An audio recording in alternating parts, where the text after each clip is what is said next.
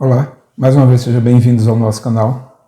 Você já deve ter sido agredido por aquele comunistazinho de iPhone de ser um nazista, porque você se diz de direita.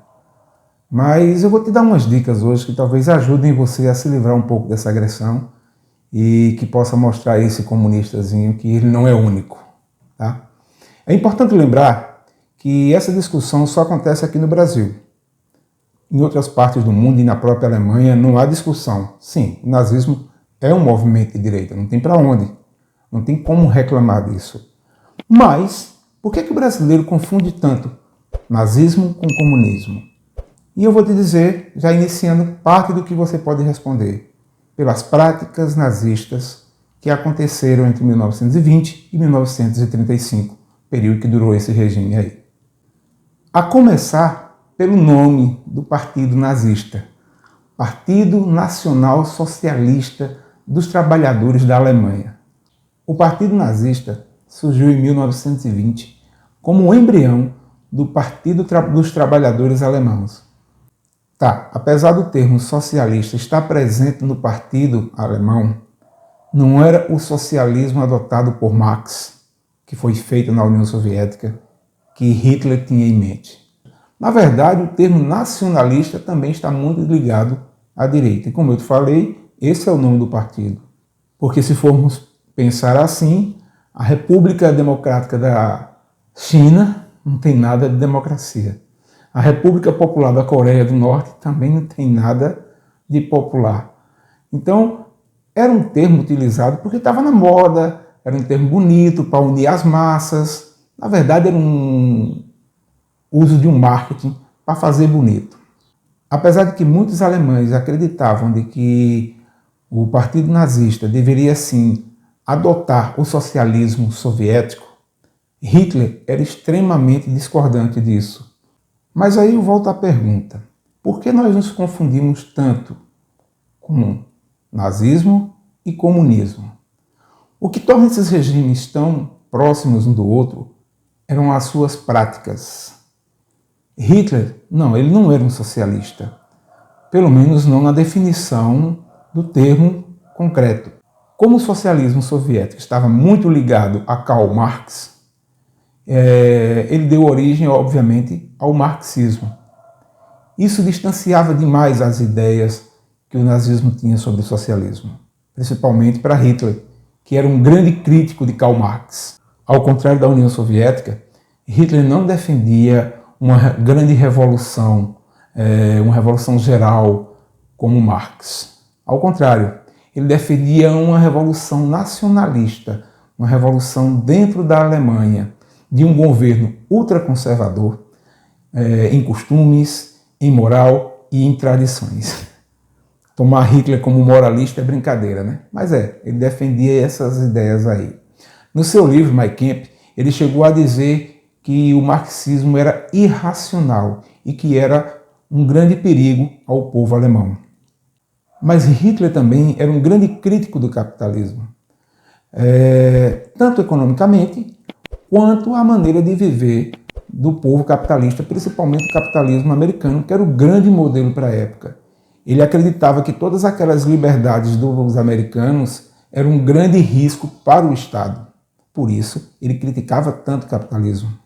Há especialistas, inclusive, que defendem a ideia de que o nazismo não foi um partido de direita e nem de esquerda, que é muito complicado encaixar eles em qualquer um desses lados, mas sim que ele se apresentou como uma terceira via para uma Alemanha que vinha sofrendo com a esquerda, que vinha ganhando poder, mas deixando o país no buraco, e uma direita que não era muito sólida, vinha perdendo o poder e que também não fazia muitas coisas.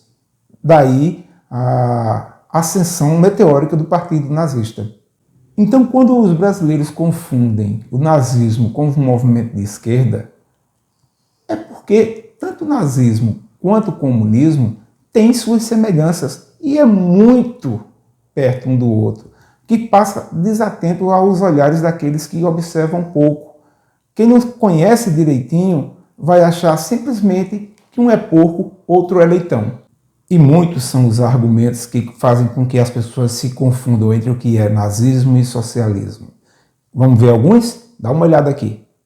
Governo autoritário, forte controle do Estado, economia voltada para o Estado, repressão às liberdades individuais, restrição à propriedade privada, perseguição política, rígido controle sobre a imprensa. Parece um com o outro ou não? São semelhantes, são dois lados de uma mesma moeda. Na verdade, Hitler e Stalin eram dois tiranos, com ideias teoricamente diferentes, mas com práticas idênticas. Quer ver só uma coisa? O nazismo foi responsável por um genocídio racista, que perseguiu judeus, testemunhas de Jeová, homossexuais, ciganos, pessoas com deficiências físicas, tudo isso para a construção de uma raça pura. Agora vamos a outra moeda.